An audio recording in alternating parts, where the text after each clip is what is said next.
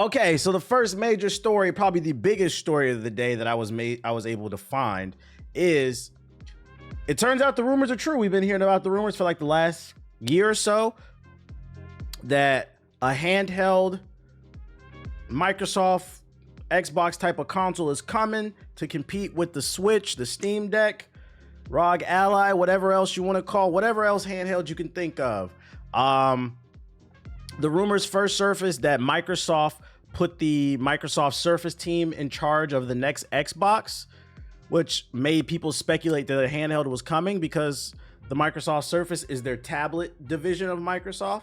So they were like, why would they put the tablet team in charge of making a game console? We now have the news. We shooting tonight. Microsoft confirms plans to release an Xbox handheld, but it's years away, which makes me think it's the next Xbox. It's not whatever's gonna come out in 2028 or whatever year it's gonna be.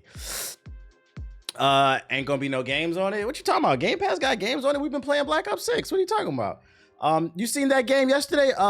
South of Midnight, whatever, the one with the black girl that I highlighted yesterday. That shit look fire. That's exclusive on Xbox. Microsoft Gaming boss Phil Spencer has confirmed the company's plan to release an Xbox handheld, but stressed it's years away from release. In an interview with Bloomberg, Spencer said expectation is that we would do something in the handheld games device category, but such a device is a few years out. Microsoft, Spencer said, is currently working on prototypes and considering what it might do, with its team developing its vision for a handheld based on what it learns from looking at the market. In the shorter term, Microsoft will focus on improving the Xbox app so it works better on existing handheld gaming devices, Spencer added. Longer term, I love us building devices, Spencer said, and I think our team could do some real innovative work, but we want to be informed by learning and what's happening now. Spencer has made no secret of his desire to enter the handheld market with the Xbox hardware, practically confirming the plan to IGN back in June, when he said, the future for us in hardware is pretty awesome. The work that the team is doing around different form factors, different ways to play, and I'm incredibly excited about. You talking about ain't got no games. Like, imagine a world where Microsoft comes out with like a $400 handheld with the latest tech in it. And you get like 6 months of Game Pass free with it. They like bundle it, so it's built in. And it can run Steam, it can run Xbox, whatever UI that they have too. Maybe you could dock it to your TV like the Switch. I wouldn't dismiss this. I'm starting to feel like this might be the natural evolution of consoles. Like, Nintendo once again might have been ahead of the game, because I've said it a couple times the last couple streams. Right now, I play most of my games lying in the bed or sitting on the couch. I use my phone to stream games. I have the Backbone controller. You put your phone in between of it. It gives you a controller, and then I beam the games to my phone from my PC or my PlayStation. So having like that actual hardware with the power, I don't know, man. Nintendo might have been ahead of the game with the Switch, and they about to come out with the Switch 2, or is rumored to call the Pro. The storage better be huge. If the storage, I agree. If the storage isn't a lot, at least make it to where it can take a micro SD card, because micro SD cards are not expensive. Long as they don't use proprietary SD cards like how they did with the Vita. That was another reason, one of the reasons why the Vita failed. They used Sony proprietary SD cards, and they charged like $100 for like 10 gigabytes or some shit like that. It was out of control. But if it's an SD card, like, it won't be expensive. I won't be tripping off that too much. I just got my Backbone. It's definitely great. See, I'm telling you, it's a nice little in between if you don't want to buy a Steam Deck and you got good internet to stream. He says it's gonna be 480p, 20 FPS like the Switch. Well, no, because it's Microsoft.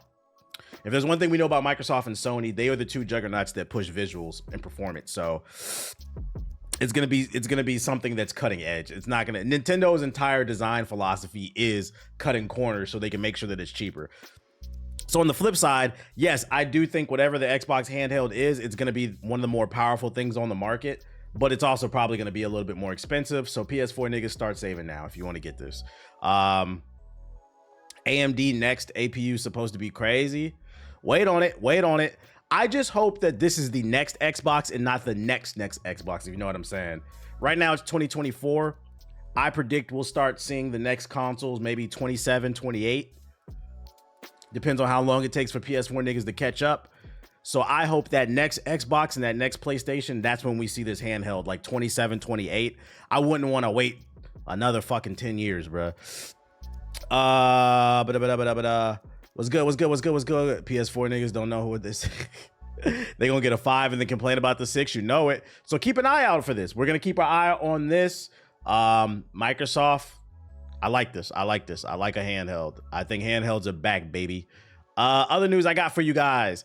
EA CEO could be the next top boss at Disney.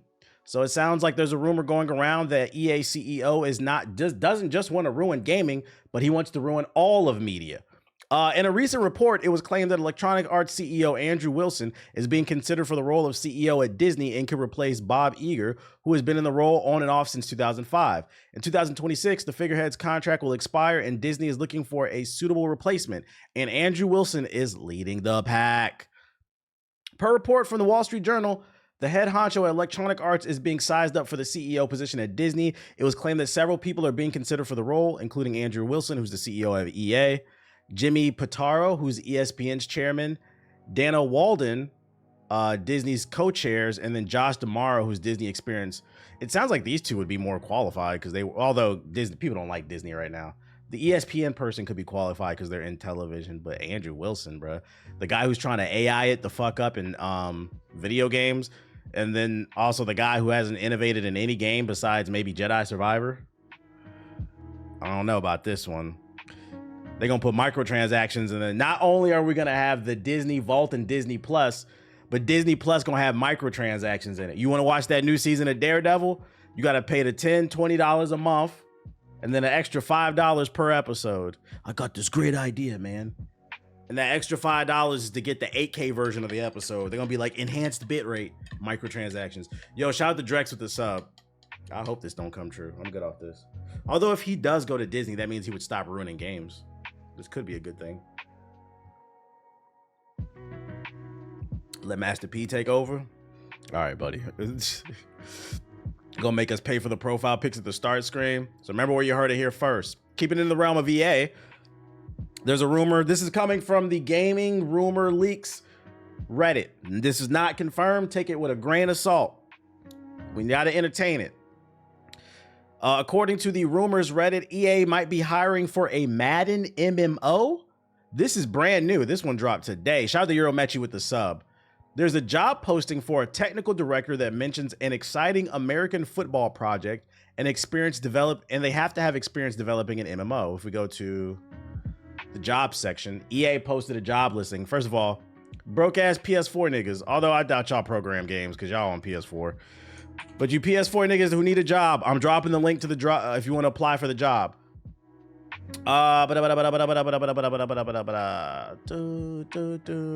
Let's see what you need here. 15 years of gameplay software engineering experience. 15 years, goddamn. Shipped multiplayer, AAA, multiple generations hardware platforms. Experience working on large-scale live service titles. Yep. MMO or at least live service. 10 plus years of leadership and people management experience with large code base, gameplay mechanics, networking optimization, advanced CC, bachelor's degree in computer science. Oh, never mind. Bonus, experience developing an MMO. So you don't have to have it. That's a little misleading right here. It's a bonus if you do have it, which says to me, it doesn't necessarily mean they're trying to turn Madden into an MMO. But first of all, this listing is for all the sports games, but possibly maybe they're trying to take the route of 2K because 2K considers themselves an MMO because of the city. Maybe they're trying to do that with their sports games, EA Sports FC and like Madden. I think I read something about their FIFA game having like an open world. So like maybe like a mini MMO, kind of like Destiny, a hub world for like online. I could see that. The same niggas who can't see 60 FPS be coders. Come on. I'm just trying to help PS4 niggas get a job, man. Listen, have y'all seen who Trump is putting in his administration? Clearly you don't need to be qualified to work in the highest office in the land. This nigga hired a Fox News television host to be the Secretary of Defense. Okay? I'm starting to think there's a chance I can get a job in his cabinet. So if all it takes is to be a Fox News television host, just sit on the TV and lie to become the Secretary of Defense, why can't a PS4 nigga be a Madden coder? I'm just saying. I'm just saying. That's all I'm saying, bro. They don't know how to read. You don't know. You said you already been a host, so I'm qualified. Clearly, I could be a senator or something. Like, so keep an eye on that. Don't be surprised. Once again, none of this is confirmed, but don't be surprised if EA Sports games take a bigger open world kind of take on things, kind of like 2K. That's kind of the vibe I'm getting from it. Them PS4 niggas don't know what an Ethernet cable is, sadly. Exclusive, Ubisoft's Project U is back to the drawing board after 5 years of development. Another Ubisoft L. Ubisoft's Project U returned to the drawing board this year following 5 years of development. Project U was officially announced in September of 2022 as a revolutionary new kind of session-based cooperative shooter.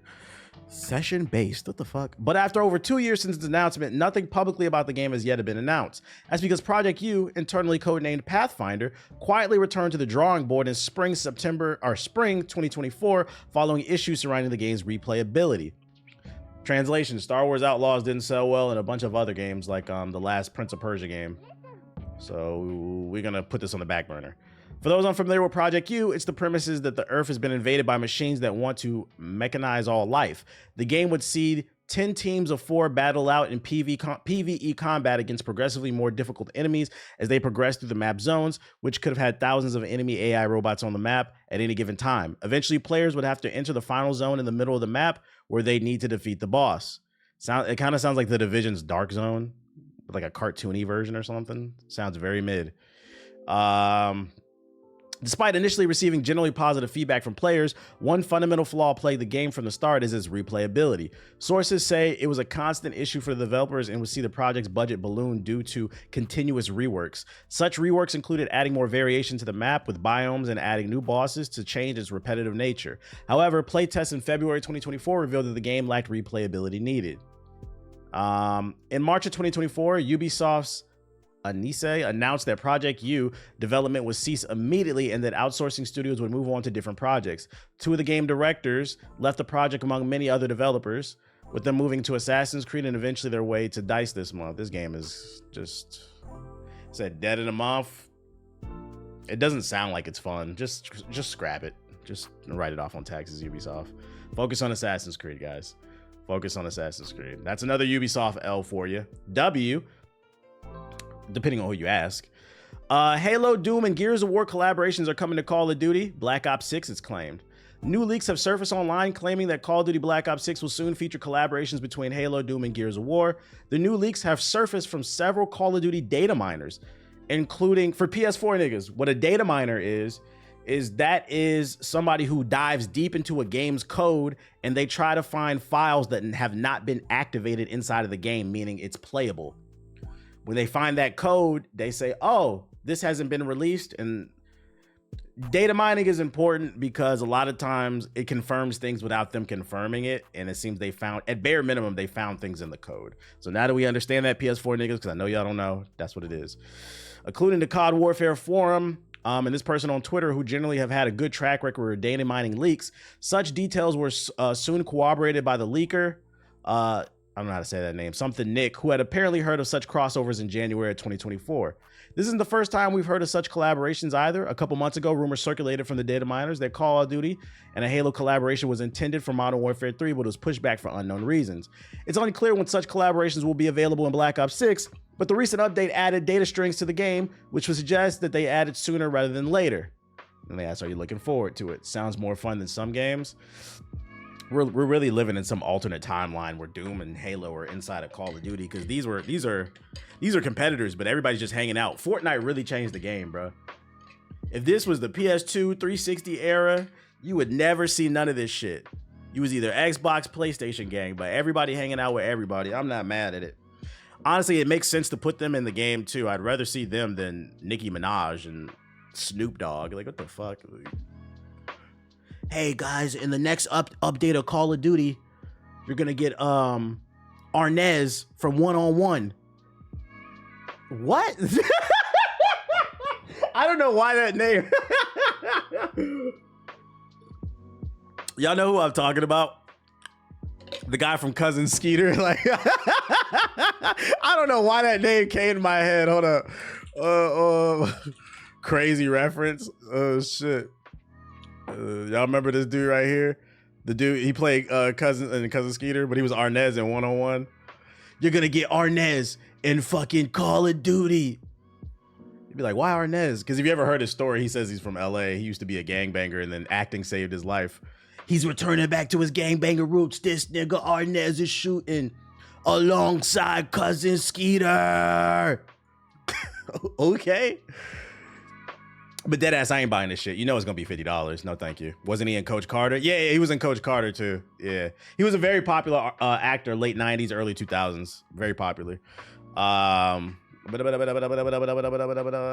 then last but not least for this batch, Spotify will start paying creators for popular videos. Spotify's going all out on video. This is for people who aspire to be content creators. You know, I like to just give y'all info that's interesting, I think. The company will soon begin paying creators based on how much engagement their videos receive from paid subscribers. Automated ad breaks in videos will also be turned off for paid Spotify subscribers to encourage more consumption. Both these changes go into effect January 2nd, 2025 in the US, UK, Australia, and Canada. Paying video creators directly based on engagement puts Spotify more on a collision course with YouTube, which is also leaning into podcasts and already pays its creators billions a year in shared ad revenue. We can provide an experience for your audience that's superior to any other platforms, the CEO of Spotify says at an event in LA. Since Spotify made video podcasts widely available in 2022, consumption of the format has skyrocketed. With the number of video creators on the platform more than doubling each year, there are now over 300,000 video podcasts on Spotify, up from 250,000 in late June. And video consumption hours have grown faster than audio-only consumption year over year, according to their spokesperson. This is true. Remember, GI Podcast, the video version, is not just available on YouTube. It's also available on Spotify. But yeah, if you're trying to get into content creation, Spotify is doubling down on video. It seems like they're trying to take on YouTube. So stay in the know. Also, stop watching Hawktua. And we're supposed to be getting the Struggle Cube 64 in 2025. You know it. Velguard is treating me great. It is treating me great. I bought NBA Street Volume 2 today on the low, still in the plastic. Am I valid? Of course. You know, it's funny that you said that in the chat. I had a random thought about NBA Street Volume 2. Here's a hot take before we go into the next batch of articles. Shout out to Space Poppy with the sub. Here's a hot take. People always bitch and complain about the Street series not coming back, whether it's NBA, FIFA, or NFL Street, right? I want those games back too because they're fun. But I'm looking at what happened with Dragon Ball Sparking Zero, a game that was designed to be fun, that was ruined by sweats because it's completely unbalanced. It was supposed to be fun. I thought to myself, you know, as much as I want NBA Street to come back, do we really want it to come back? Because my gut tells me if EA resurrects EA Big and they bring back NBA Street, and what I'm about to say, if it doesn't apply, let it fly. But you niggas, you would ruin the game. Because instead of just hopping on the game, playing with your boys, having fun, NBA Street would turn into another game where niggas would try to establish some type of meta. If the game has perks in it or something, best builds. I could see it being ruined. Meta's ruined gaming. Motherfuckers would just not have fun and be like, bro, it's a fucking arcade game. Oh yeah, microtransactions. We'll see though, because remember they are not remaking, but there is a spiritual successor called Got Next that's being made by the former developers of NBA Street. Haven't seen anything new in the game, but we're keeping an eye on that. We'll see how they do it. People also have to remember that these games, with those games back then, we didn't have internet, so it was all fun with the homies. Exactly. That's what I'm saying. Like people are trying too hard. I seen somebody leave a comment on my video where I was talking about Sparking Zero, and he was saying that like this generation of gamers is weak. What do you mean you don't want to get better? This, that. It's like what I say goes in one ear and out the other. Nobody said they didn't want to get better at Sparking Zero. The argument that I made is, and it's not even an argument, the developer said the game was designed to be lore accurate, meaning completely unbalanced, meaning it's a party game that you're supposed to have fun with. And people hopped on that game and tried to make it competitive, and that's what ruined the game. Some games are not meant to be competitive, and if you embrace it for what it is, you can have fun. But a lot of y'all are not having fun because you're not accepting it for what it's supposed to be. It's like one ear goes out the other. And then my argument is always to that is, was it worth it, right? You're taking games that were designed to strictly be fun with your friends and turning it into something else. And for what? It's like it goes in one ear out the other. There was a tournament where the first place won $50. You niggas is living below poverty, bro. You're living below poverty, sweating, and nobody's having fun. Is it really worth it? Next thing you know, you're on to the next game and you're ruining that game too. Now, if it's a game like, say, Marvel Rivals, right, which comes out next month, you can't bitch and complain about that game. That game is supposed to be competitive. And I mean, it shows it's designed from the ground up with its balancing and its ideas. But some games are just supposed to be fun, and you should take it for what it is. Now you're waiting. I've seen people say, especially on the Xbox version, because I've seen some people in the comment section saying, oh, these are just the Steam numbers. No. The numbers across the board are going down. Because I've seen plenty of people say on the Xbox, it takes 10 minutes to find a fucking game. I think the Xbox version might be in a worse state than the PC version. So the PS5 might have a few more players than average. It doesn't change the fact that numbers are going down. This happens in every game, bro. Every game's multiplayer numbers do diminish, but not this quickly. That's not normal. The copium is crazy. It's not normal for a game to come out that everybody claims they were excited about, and within a month, they lost 90% of the player base. Maybe 50, 60% at most, but 90 is crazy. Because y'all remember when Helldivers 2 came out? What did Helldivers 2 peak at? At least on PC. Because I can use this game as an example of like what's a popular, healthy game. Boom. Boom. Okay, so I remember when this came out, it had 400,000 people playing. I remember in the first 3 months of this game, it was still holding like 250,000 players.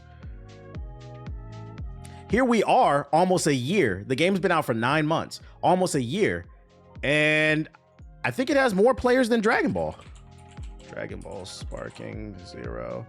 So it's at 40,000 on average. Now look, Helldivers 2 has been out for a year and it has more players than Sparking 0. The copium is crazy, which by the way, the numbers are going down. Last week it was 15,000, now it's 10. The copium is crazy. So no, yes, the numbers on a multiplayer game when the hype dies down, it will dwindle, but it's supposed to slowly come down.